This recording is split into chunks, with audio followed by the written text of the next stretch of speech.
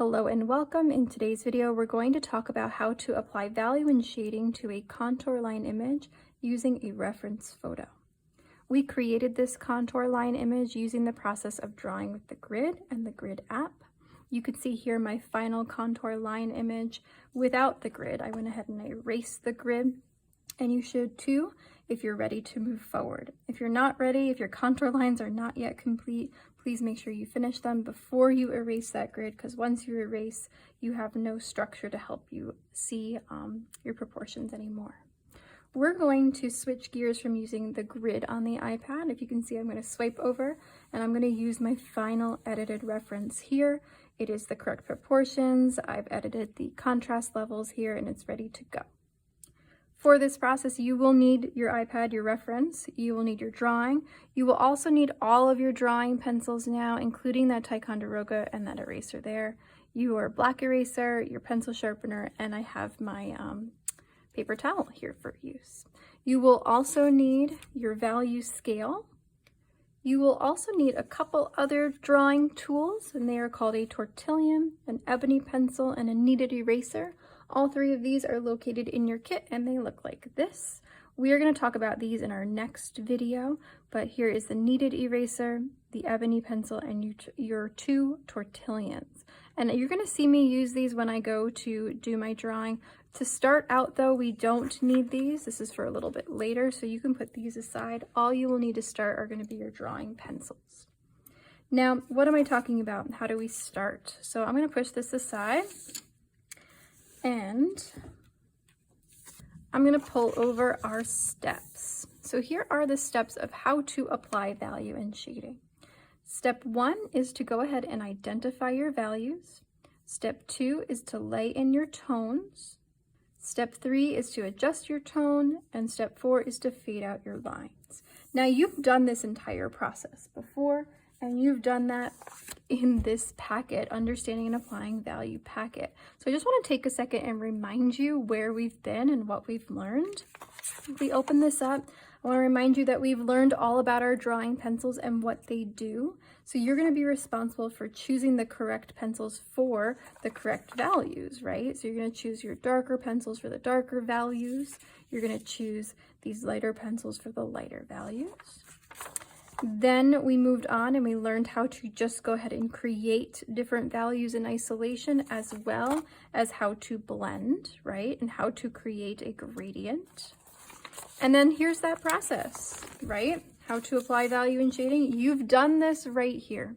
So step 1, as you know, was to identify values. So the first thing that we do is we observe and we identify all of our values across our reference photo. Now we had 3 opportunities to practice this.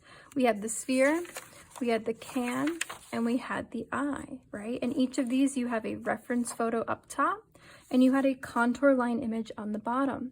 So it's the exact same process. You know what to do, right? It's just going to be a little bit more complicated. So for here, you're going to identify your values. That's when we pulled over our value scale and we looked and we said, where are our 1s? Where are our 2s, 3s, 4s, 5s, right? Then step 2, we laid in tone. We laid in all of our base tones. We thought about the big areas and we really blended those areas down. Step 3 was to adjust our tone, where we continued to build up layer after layer of value, considering the details. Now, we really didn't have any detail, right, in this picture, but we did here, and we certainly did here, right? So what was the last thing that you were supposed to do in this picture? Well, it's supposed to be the hair, right? Those eyelashes, the eyebrow there, maybe even pulling up the bright color in that highlight. Okay, so you've done this. This is not something that is outside of what you have, experienced. Though I will say step 4, where it says fading out lines, that's going to be a little bit of something new. So it says fade contour lines into the surrounding tones. You're never going to darken those contour lines. Speaking of which, do you see how light my contour lines are here? If you compare that to what we had in our packet, we had these drawn lines that were in ink. And if you look back, they're still there, right? If we look back into my can, they're still there. We didn't have a chance to fade them out because we're not using ink, we're using graphite. But here, there are no lines in this picture. right? If I zoom in, there's no line around her lips there, but I have lines here. So at the end, when you see my demonstration of how I'm going to handle this is going to be a big conversation for us of fading out our lines, okay? Because what we're going to do is we're going to apply the value on both sides, and there's not a line in between. We're just going to have that value stop where it needs to. Okay, so let's talk through that process. I'm going to put my pencils aside. Let's talk through this process, but think about it for this picture, right? So step one is identifying our values. We're going to observe and identify all the way across. So I have my value scale here, I've got my reference, and I have my contour line drawing. Now I will say, if you have access to a printer, this is not required, but if you have access to a printer and if you can print out your reference for this, that would be great. Okay, I prefer using a paper printout because then I can use my value scale and like I did on the worksheets, and I can look through these areas here to identify my values. If you don't have access to a printer or you're not coming to school, that's fine. You can just use the iPad, right? It's right here. Before this conversation, I'm gonna pull this aside because the iPad has like a glare on it and it's kind of hard to see in the camera. Now, again, I can't stress this enough, a printout is not required, but it might be something worthwhile for you, okay? So I just want to reiterate that because I'm going to have some people say, like, I don't have a printer. It's okay. You don't need a printer. You can use the iPad, all right? But again, one more time, step one, identify your values. So we're just going to spend like 10 minutes of your own time looking and observing and talking yourself through this. So let me ask you right now, just take a moment, look through her face with me and identify the ones in this picture, the 2s, the 3s, the 4s, and the 5s. Where are the ones in this picture? I'm going to use my Apple Pen to point. Where are the ones in this picture? Nothing, right? Not really too many. On camera, this might look like it's a 1, but her skin is definitely not a 1. But I have, do you see those little bits of light right there in her eyes? Maybe some glare here on some of her jewelry or her headdress situation. Maybe a little bit of highlights of 1s happening in her necklace, right? But is her skin a 1? Let's check it out. Is the skin a 1? No, hopefully you can see that on camera. There is tone on her skin. Is it a 2? No, it's not a 2 either. So it's between a 1 and a 2. So I'm gonna call that maybe a 1.5, right? So she's got very light tone of skin in this picture, but it does contrast with the background. Do you see that? And with her like scarf situation down here. What's lightest? Well, her skin. What's second lightest? The background. And third, down here, right? So let's see, this is like a 1.5 for her skin. What about the background? That's going to be a 2. What about down here? That's a 3. Okay. Where are my 5s in this picture? Well, clearly her hair, right? And or this fabric headdress that she's got up top. Her iconic eyebrows, right, are 5s. The inside of her eyes, I can't really see like the pupil versus the iris, but it's all really dark, as is like her eyelash situation. That bit of her nose in there, right? And then maybe some of these shadows down here can be 5s. But everything else is going to be these midtones, right? So again, that was step 1. Identify our values, observe and identify all of our values across our image. I'm now ready to move on to step 2, laying in tone. Okay, so I'm going to lay in my base tones. I'm going to think about big areas and I'm going to blend. So what are my base tones? Well, I would say her skin all over.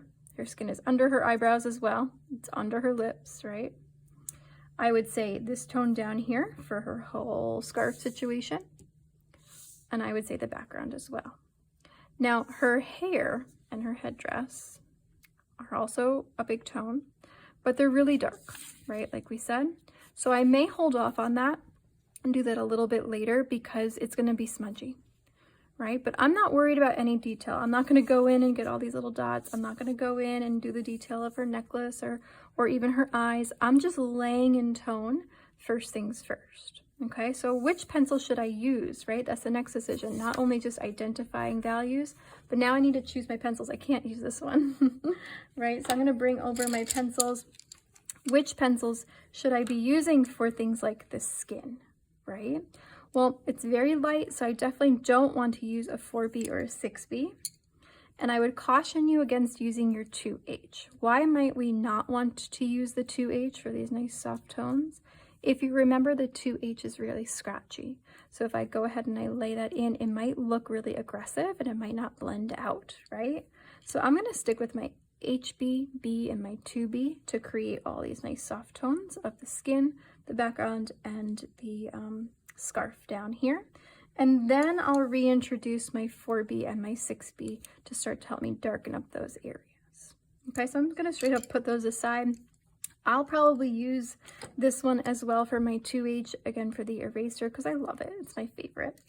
And I definitely want to use paper towel to help me blend those nice soft tones and lay in that foundation. So to remind you, that paper towel situation is just paper to help you. You're gonna wrap it around your finger. And when I go to blend in these tones, I'm gonna want to stay isolated and not obliterate all of my contour lines by smushing them. Should I make my contour lines darker? No, there are no lines. So be careful, don't make those contour lines darker unless they go into a dark area. And here I might darken them up so they're a little bit brighter for me, but everywhere else they want to stay nice and soft.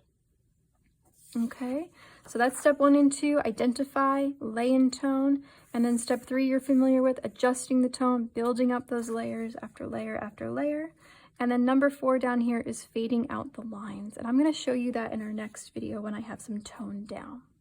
Okay, so that is just a conversation on how to begin applying your value, how to start this off, right? To frame your thinking around this process so it's a little bit less scary. In our next video, we're going to talk about some drawing tools of the tortillon, the ebony pencil, and the kneaded eraser.